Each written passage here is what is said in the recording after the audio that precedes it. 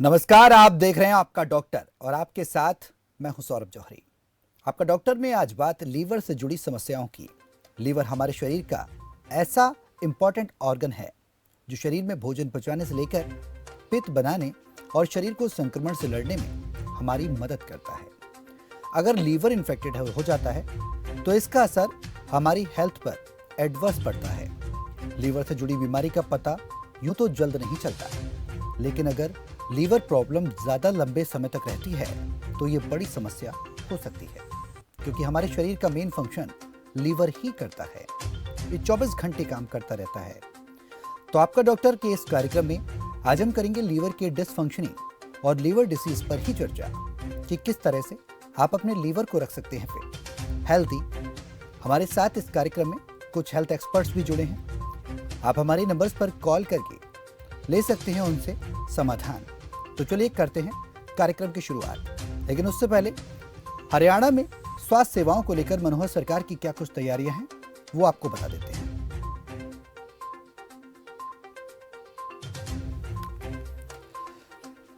मरीजों को लगातार स्वास्थ्य सुविधाएं मिल रही हैं।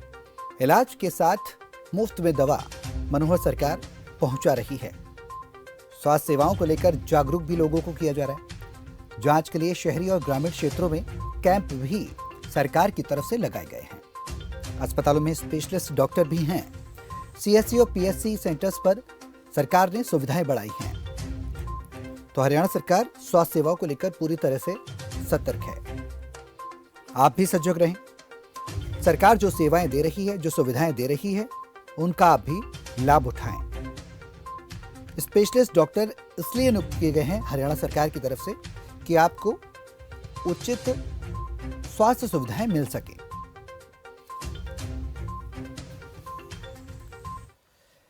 तो आपका डॉक्टर की इस खास सेगमेंट में आज हम बात करेंगे लीवर से जुड़ी हुई समस्याओं की कि आखिरकार आप किस तरीके से अपने लीवर के साथ साथ खुद को भी हेल्दी और फिट रख सकते हैं। हमारे साथ इस कार्यक्रम में हेल्थ एक्सपर्ट्स जुड़े हुए हैं। सीधे उनका रुख करेंगे और उनके पास चलेंगे और करेंगे कार्यक्रम की शुरुआत। डॉक्टर दिव्याल सिंह एमबीबीएस हैं हमारे साथ इस चर्चा में शामिल हैं। डॉक्टर अंकुर गर्ग हैं, लीवर ट्रांसप्लांट सर्जन है। आप दोनों का बहुत बहुत स्वागत है खबर फास्ट पर जुड़ने के लिए, इस खास कार्यक्रम में शामिल होने के लिए। Sir, thank you.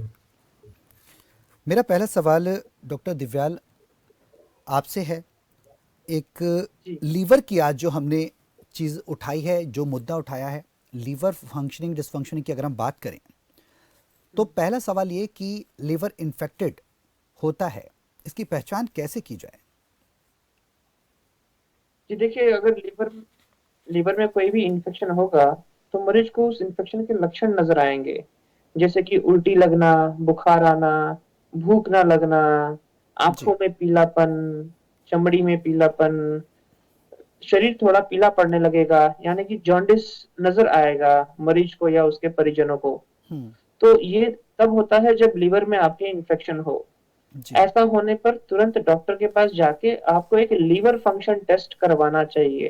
तो लीवर फंक्शन टेस्ट जब आप करेंगे तो उसमें आपको इन्फेक्शन संबंधित कुछ चीजें, कुछ फेरबदल दिखाई देंगी लीवर की जांच में, जैसे कि बिलिरुबिन बढ़ जाता है और कुछ लीवर के एंजाइम्स होते हैं, एसजीपीटी, एसजीओटी हम उसे मेडिकल भाषा में कहते हैं। ये सारी चीजें अपनी नॉर्मल रेंज से बाहर जाती हुई नजर आएंगी जी। जब ऐसा पिक्चर रिपोर्ट्स में नजर आएगा तो डॉक्टर स्वयं आपको हेपेटाइटिस बी, सी और दूसरे अन्य लीवर के जो वायरस होते हैं, ए और ई, इनके जांच करने की सलाह देगा।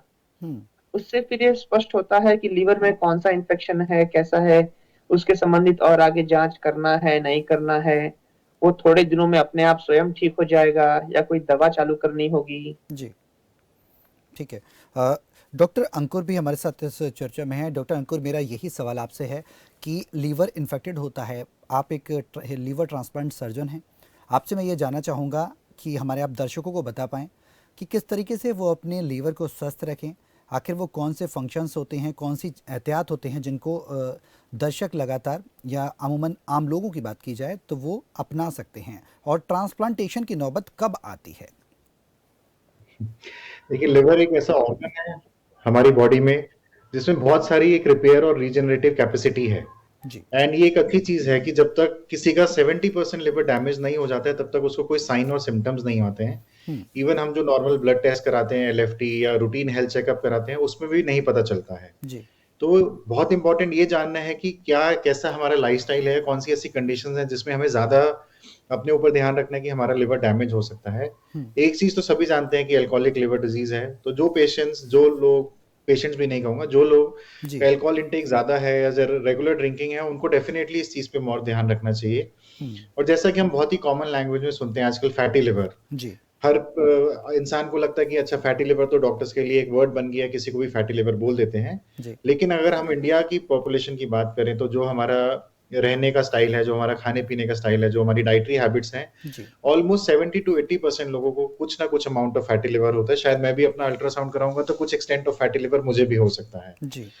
तो अगर हमारा लाइफस्टाइल अच्छा नहीं है, हमारा बहुत अच्छी फिजिकल एक्टिविटी नहीं है, अल्कोहल इंटेक है, हम डायबिटिक हैं, ओवरवेट हैं, हम्म। तो ये सारे common day to day life की प्रॉब्लम्स हैं जिसमें हम सबको लिवर रिलेटेड इश्यूज हो सकते हैं। जी। जैसा कि मैंने पहले भी बताया कि लिवर स्टार्टिंग में कोई साइन सिम्टम्स नहीं देता है और बहुत सारे ब्लड टेस्ट जो है वो भी नॉर्मल रहते हैं। हम्म।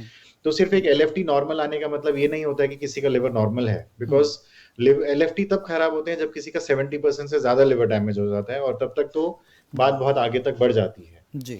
और दूसरी चीज जो आपने मुझसे पूछी कि लिवर ट्रांसप्लांट की नौबत कब आती है, तो हम्म।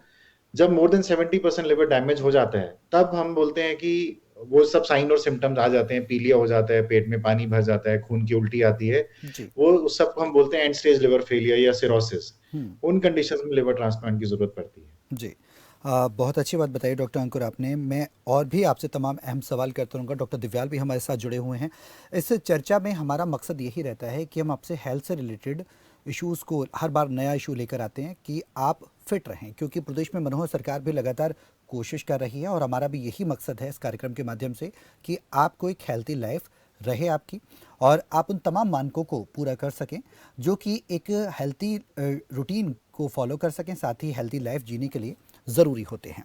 हमारे साथ डॉक्टर दिव्याल भी हैं। डॉक्टर दिव्याल, मैं आपके पास आऊँगा, बहुत से अहम सवाल हैं जो आपसे भी कर रहे हैं। डॉक्टर अंकुर से मेरा एक सवाल और है। सर, हमने ये देखा है, अमूमन सुना है कि लीवर प्रॉब्लम अमूमन जिस तरीके से आपने कहा कि डायग्नोज नहीं हो पाती, ईजिली नहीं पता लग पाता, बहुत लास्ट स्टेज में जाके पता लगता है, तब जाके वो 70% से ज़्यादा हम बहुत आगे बढ़ चुके होते हैं। ऐसे में एक कॉमन मैन के लिए कितनी बड़ी चुनौती है कि घर में वो रह रहा है, उसकी फैमिली में लोग हैं, बहुत से लोग हमारे देश में ऐसे हैं, आपने भी देखे होंगे, कि उनको प्रॉपर तरीके से एजुकेटेड नहीं है या उतनी वो सुविधाएं नहीं मिल पा रही हैं, जिससे कि वो क्या प्रॉब्लम है उनके घर परिवार में, क्या किस तरीके की समस्या हो रही है, उसको फेस कर सकें, उसको पहचान सकें, या यूँ कहें डायग्नोज कर सकें। अगर इस तरीके की समस्याएं होती हैं तो शुरुआत में किस तरीके से रोकथाम की जा सकेगी, क्योंकि जब तक स्टेप आगे बढ़ेगा तो 70% जैसा कि आपने बताया वो स्थिति और ज़्यादा गंभीर हो चुकी होगी। तो शुरुआती कुछ सिम्टम्स आप बता पाएँ जिससे कि लोग अवेयर हो पाएँ और सतर्क हो पाएँ और समय रहते इस समस्या का जो है उसका समाधान कर सकें, उसका उपचार कर सकें। बहुत ही अच्छा सवाल पूछा आपने। जी। तो इसमें मेरी सारे व्यूअर्स और सारे दर्शकों से एक ही जो शेयर करना चाहता हूँ मैं नॉलेज, जी। कि हमको आइडेंटिफाई करना है कि क्या हमारे पास एक्स्ट्रा रिस्क फैक्टर्स हैं जब हम लिवर हेल्थ की बात करते हैं। वो एक्स्ट्रा रिस्क फैक्टर्स क्या हो सकते हैं? ओवरवेट हो सकता है, डायबिटीज हो सकता है, अल्कोहल इंटेक हो सकता है, या जी। किसी को हेपेटाइटिस बी या हेपेटाइटिस सी की इन्फेक्शन हो सकती है। जिसको भी हेपेटाइटिस बी या सी की इन्फेक्शन होगी, मोस्ट ऑफ द पेशेंट्स को पता होता है। जी। हेपेटाइटिस बी की वैक्सीन अगर किसी ने नहीं लगवाई है तो बिल्कुल लगवानी चाहिए। हम्म। और अगर फैमिली में किसी को भी हिस्ट्री है हेपेटाइटिस बी या सी, तो पूरी हम्म। फैमिली को टेस्ट कराना चाहिए उनको भी अपने हेपेटाइटिस बी और सी के लिए, हम्म। बिकॉज ये दोनों इन्फेक्शन आज की डेट में ट्रीटेबल हैं, क्योरेबल हैं, और एक टाइमली डायग्नोस करें तो हम इससे होने वाले डैमेज को रोक सकते हैं। जी। तो अगर सिर्फ हम लिवर हेल्थ की बात करें तो इंपॉर्टेंट यही है कि हम अपना लाइफस्टाइल, हमारा जो खाना पीना है, जो हमारी फिजिकल एक्टिविटी है, जो हमारा अल्कोहल इंटेक है, अगर हम इस सब को चेक रखेंगे तो हम्म। लिवर एक ऐसा ऑर्गन है जो अपने आप को रिपेयर कर सकता है, जो अपने आप को रीजनरेट कर सकता है। तो नॉर्मली हमें इसके लिए कोई बहुत ज्यादा परेशान होने के लिए या बहुत ज्यादा टेस्ट कराने के लिए टाइमली ऐसी जरूरत नहीं पड़ती है। अगर हम हेल्दी लाइफस्टाइल मेंटेन करते हैं तो लिवर अपने आप हेल्दी रहता है। जी। दिव्याल, डॉक्टर दिव्याल, मेरा सवाल आपसे यही है कि जिस तरीके से डॉक्टर अंकुर बहुत अच्छे तरीके से कहा जाए तो बेसिक तरीके से बता रहे हैं कि किस तरीके से लोग कौन कौन सी हैबिट्स हैं जो करनी चाहिए और जो नहीं करनी चाहिए। डॉक्टर दिव्याल, मैं आपसे ये जानना चाहूँगा कि हेपेटाइटिस बी और सी की बात डॉक्टर अंकुर ने की, और यहाँ पर यह भी बताया कि फैमिली हिस्ट्री रहती है, क्या कोई चीज़ जेनेटिक रहती है अगर लीवर डिसऑर्डर रहता है, या फिर ये खान पान के गलत खान पान की वजह से होता है, या फिर इरेगुलर अगर हम कुछ हैबिट्स होती हैं उनको फॉलो नहीं करते, या कुछ ऐसी चीज़ रहती हो जो कमी रह जाती है जिसकी वजह से लीवर प्रॉब्लम्स होती हैं? क्या जेनेटिक होता है सर? जी, ऐसी बहुत सारी ऐसी बीमारियां हैं, लेकिन ये बहुत रेयर कैटेगरीज की बीमारियां हैं जो आम जनता में, जो कम्युनिटी में हमें दिखाई देती है। ज्यादातर वो लिवर बीमारियां, जैसे सर ने कहा, दारू की वजह से, अल्कोहल की वजह से होती है, और मोटापा, अनकंट्रोल डायबिटीज की वजह से होती है। जी। आजकल आप देखेंगे बहुत सारे लोगों को, अगर आप अल्ट्रासाउंड करें तो सभी को फैटी लिवर निकलता है। हम्म। इसका कारण ये है कि हमसे कोई भी आदमी फिजिकल एक्टिविटी आजकल करता नहीं। आजकल कोई किसान नहीं है, आजकल कोई मजदूर नहीं है, कोई किसानी नहीं करता। हम्म। हम सब, आप सब व्हाइट कॉलर लोग हैं, एसी कमरे में बैठ के, कुर्सी पे बैठ के काम करते हैं। जी। हमारे जीवन से एक्सरसाइज मिट गया है। हम्म। जिम में शायद आप देखते हो कितने कम लोग जाते हैं। हम्म। आप अपनी आबादी देखिए और जिम में जाने वाले मेंबर्स की संख्या देखिए, हम्म। बहुत ही कम है। हम्म। तो फिजिकल एक्टिविटी ऑलमोस्ट हम सबकी जिंदगी से तो मिट गया है, इनफैक्ट हमारी जिंदगी से भी मिट गया है। जी। हम भी चार पहिए वाली कुर्सी पे बैठकर ही पूरा दिन निकाल देते हैं। जी। तो ये एक्सरसाइज की जो कमी है, ये सबसे बड़ा इम्पोर्टेंट पॉइंट है हम्म। जो हमें फैटी लिवर डिजीज की तरफ लेके जाता है। हम्म। जो जेनेटिक बीमारियों की आप बात कर रहे हैं, ये सारी चीजें हैं, बट ये बहुत रेयर है, ये इतने कॉमन नहीं है। जी। तो समाज के लिए संदेश देने लायक जो लाइन है वो ये होगी कि अपना फिजिकल एक्टिविटी अच्छा रखें और खान पान थोड़ा स्वस्थ रखें, फलों का सेवन खूब करें जिससे आपको एंटीऑक्सीडेंट्स खूब अच्छी मात्रा में मिले। शुगर और कार्बोहाइड्रेट्स की संख्या, उसकी इंटेक, उसका सेवन कम करके हमें प्रोटीन्स पे ज्यादा ध्यान देना चाहिए। जी। थोड़ा खाने पीने का और एक्सरसाइज का अगर नियम बना लिया जाए अच्छे से, तो शायद फैटी लिवर डिजीज बहुत कम हो जाएगा। और जैसा सर ने कहा, हेपेटाइटिस बी एंड सी संबंधित, बी अगर परिवार में किसी को भी है तो सभी लोगों का जांच होना चाहिए। और आजकल तो हेपेटाइटिस बी की वैक्सीनेशन बड़ी आसानी से उपलब्ध है। हर एक को अपना हेपेटाइटिस बी का वैक्सीनेशन करा लेना चाहिए अगर आप इस इन्फेक्शन से बचे रहना चाहते हैं तो। और हेपेटाइटिस सी संबंधित कोई वैक्सीनेशन उपलब्ध तो नहीं है, लेकिन एक खुशखबरी ये है कि ये हेपेटाइटिस सी आजकल 3 से 4 महीने के कोर्स में पूरी तरह से मिट जाता है। जी। सिर्फ 3 महीने की गोलियां खानी होती है। कुछ एक लोगों को कभी कभार इंजेक्शन भी लगाने पड़ते हैं और हेपेटाइटिस सी मिट जाता है।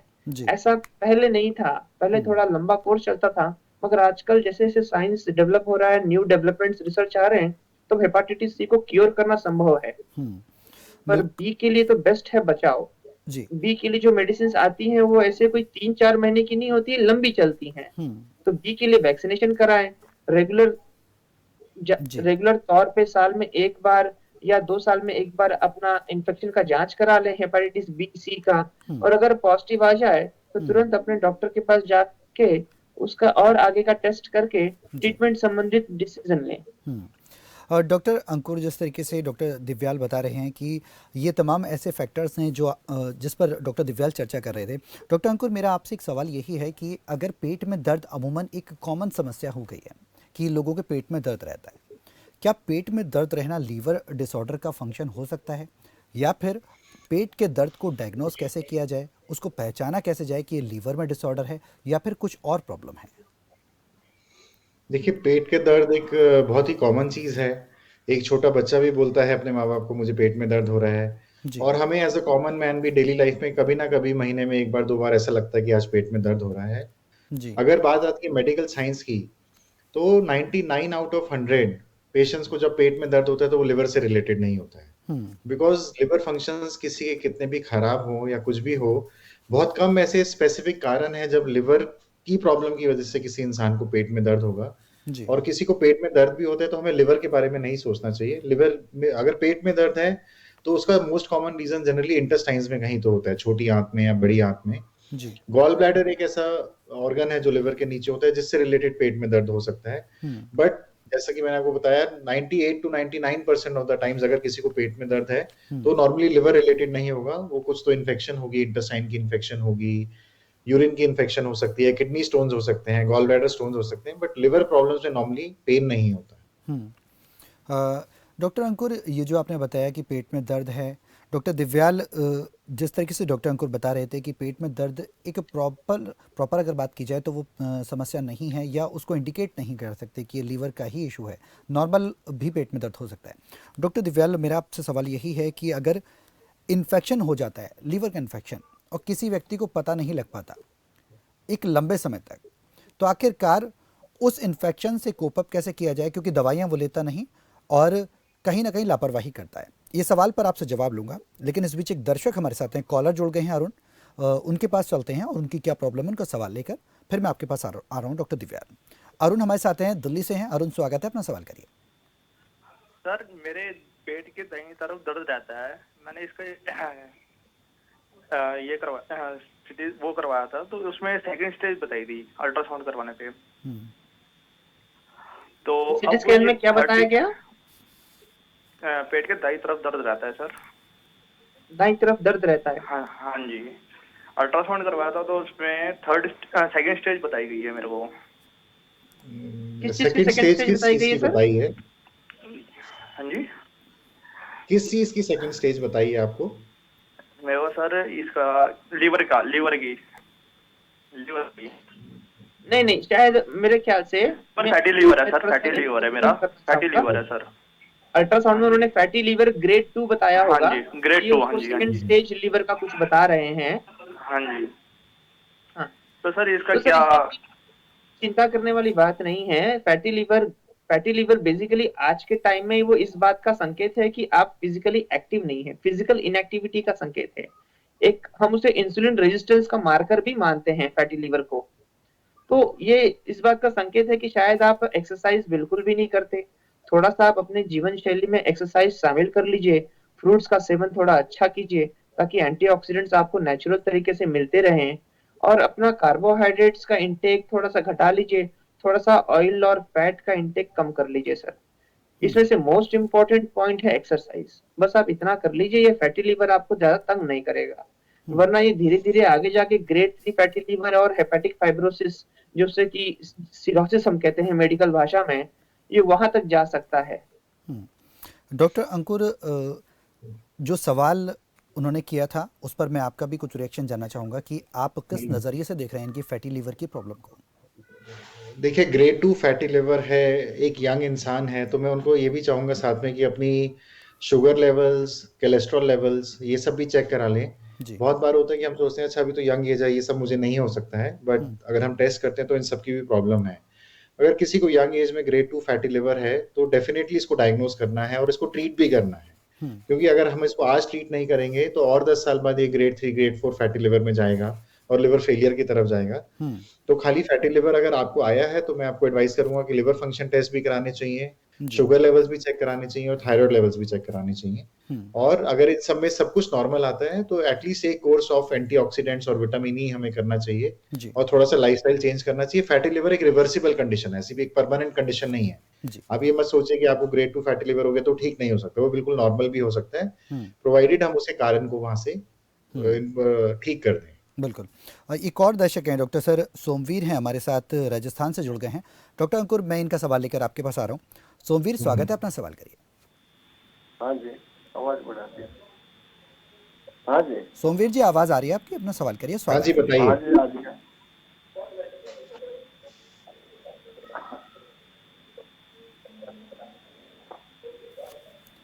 हाँ जी सोमवीर जी, अपना सवाल करिए, हम सुन पा रहे हैं आपको, डॉक्टर सर भी सुन रहे हैं, अपना सवाल करिए, क्या प्रॉब्लम है?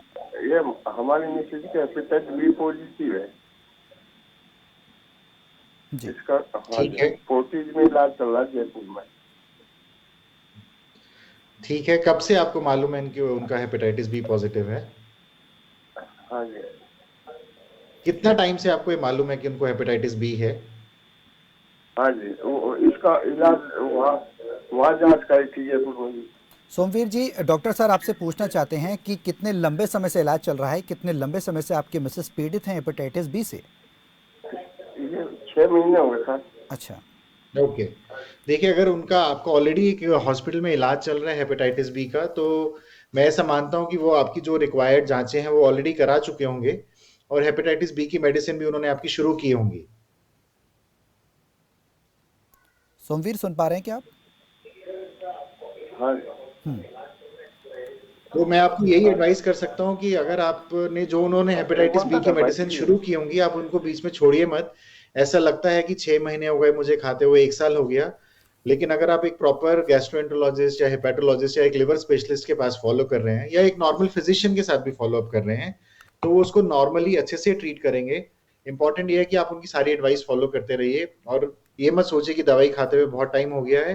हेपेटाइटिस बी में दवाई को बहुत टाइम तक खाना पड़ता है।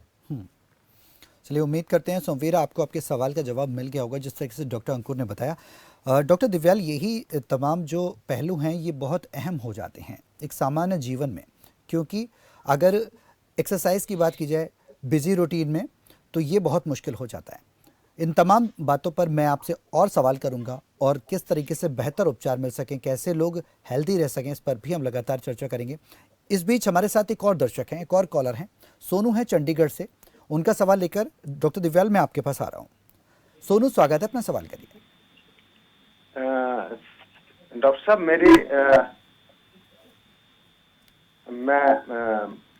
डॉक्टर साहब, आपकी आवाज़ एकदम आ रही है सोनू, अपना सवाल पूछिए, डॉक्टर सुन रहे हैं आपको। हाँ, मैं ये कह रहा था, मेरा जीईटी लेवल थोड़ा बड़ा हुआ है एलएफटी में, मेरा कोलेस्ट्रॉल सब कुछ ठीक है, डायबिटीज ठीक है, सब ठीक है, सिर्फ जीईटी लेवल बड़ा हुआ है था हल्का सा, और मेरी अल्कोहल इंटेक है, तो मुझे क्या करना चाहिए? डॉक्टर दिव्याल।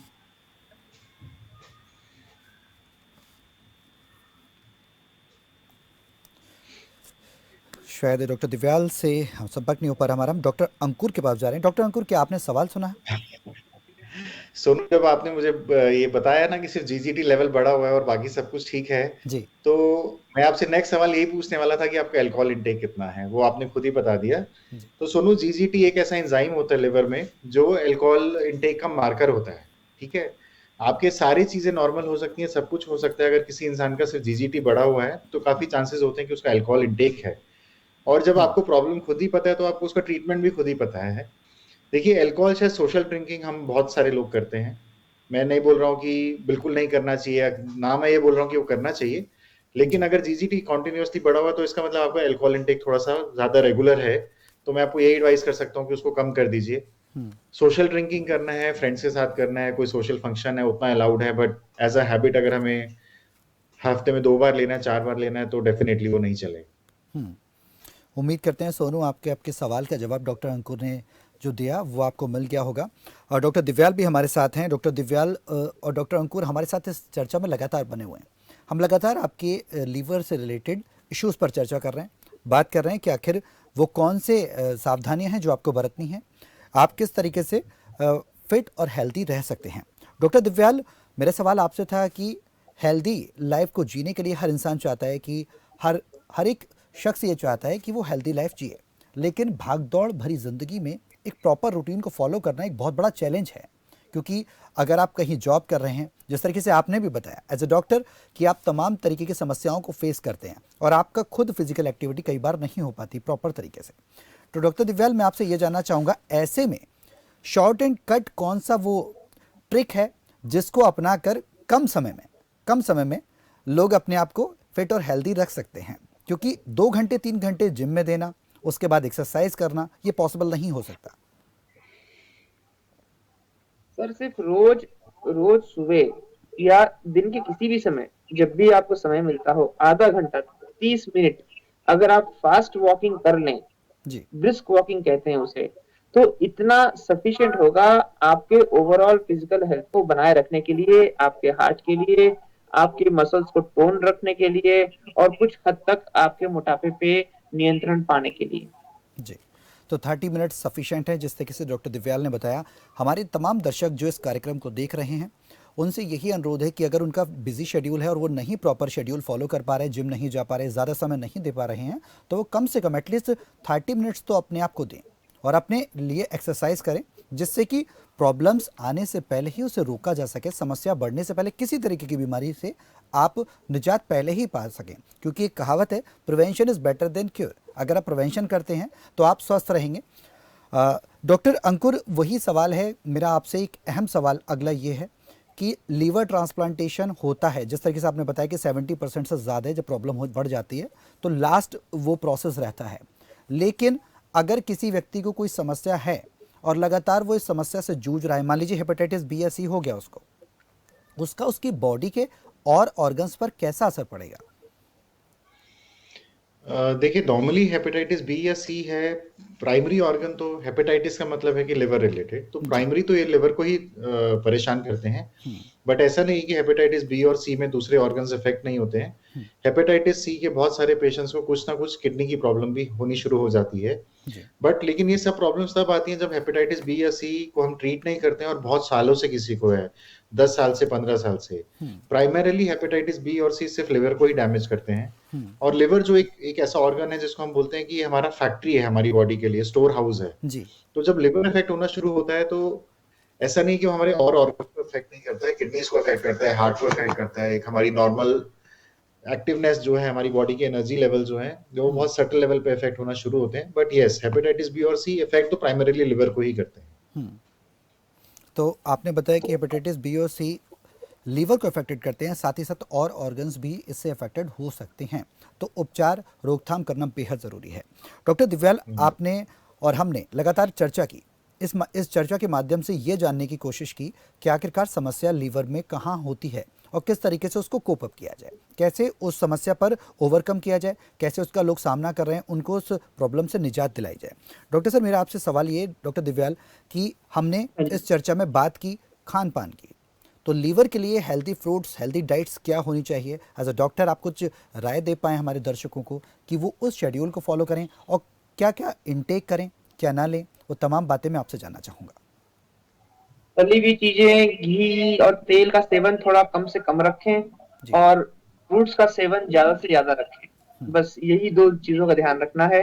फ्रूट्स का सेवन ज्यादा से ज्यादा, तली हुई चीजें, तेल और घी का सेवन थोड़ा नियंत्रित कर लें, और थोड़ा जो मोटे हैं, जिनको मोटापा है या शुगर है, वो अपना शुगर कंट्रोल थोड़ा बढ़िया रखें। मीठी चीजों का सेवन, कार्बोहाइड्रेट्स का सेवन थोड़ा कम करें। जी। गुरुग्राम से हमारे साथ एक और कॉलर जुड़ गई हैं, मालती। उनका सवाल लेकर मैं डॉक्टर अंकुर आपके पास आ रहा हूँ। मालती, स्वागत है, अपना सवाल करिए। हाँ जी। मालती, पेट हजम नहीं होता और खाना हमारा पेट में दर्द रहता है जी। जी, पेट में दर्द रहता है। हाँ, और खाना हजम नहीं होता। देखिए, अभी अभी डॉक्टर अंकुर सर ने इतना अच्छा बताया है कि पेट में दर्द के बहुत सारे 100 कारण हैं। तो सिर्फ पेट में दर्द को हम लीवर की समस्या का संकेत नहीं मान सकते।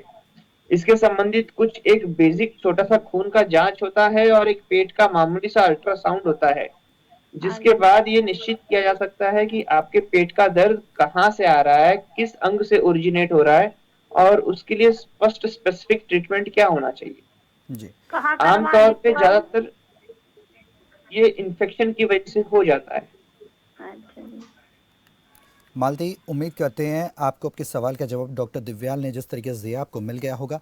डॉक्टर अंकुर, पेट दर्द की हम चर्चा कर रहे थे, पेट दर्द की हम बात भी कर रहे थे, तो दर्शकों का वही जुड़ा हुआ सवाल उसी से जुड़ा हुआ। अगर बात की जाए तो घरेलू नुस्खों की अगर बात कर लें तो क्या लीवर की समस्या से निजात दिला सकते हैं घरेलू नुस्खे, या फिर कहें आयुर्वेदिक नुस्खे जो लोग अपनाते हैं अमूमन, या फिर मेडिकल में आप उनको एक निर्देश देंगे कि वो मेडिकल जो एड है उसको लें? देखिए, टू बी वेरी ऑनेस्ट, मैं आयुर्वेदा का स्पेशलिस्ट नहीं हूँ और ना मैं उसकी अच्छाई करता हूँ ना मैं बुराई करता हूँ। आयुर्वेदा अपने आप में एक साइंस है जी। और बहुत सारे लोग उसको फॉलो करते हैं और बहुत सारे लोगों को उससे फायदा भी होता है। जी।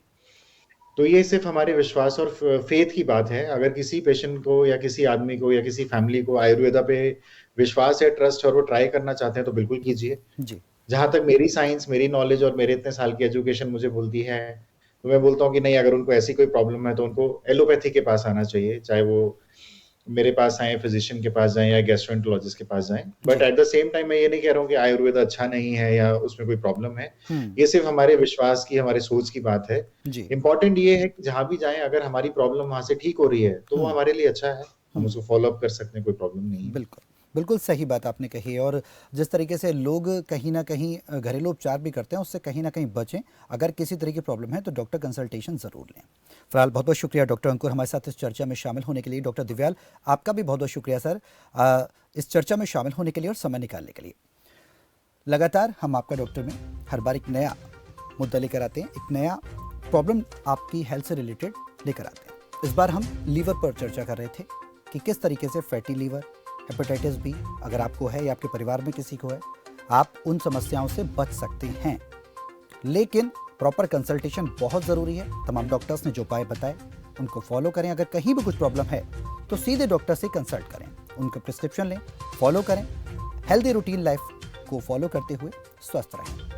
फिलहाल मेरे साथ आपका डॉक्टर में इतना ही। नमस्कार।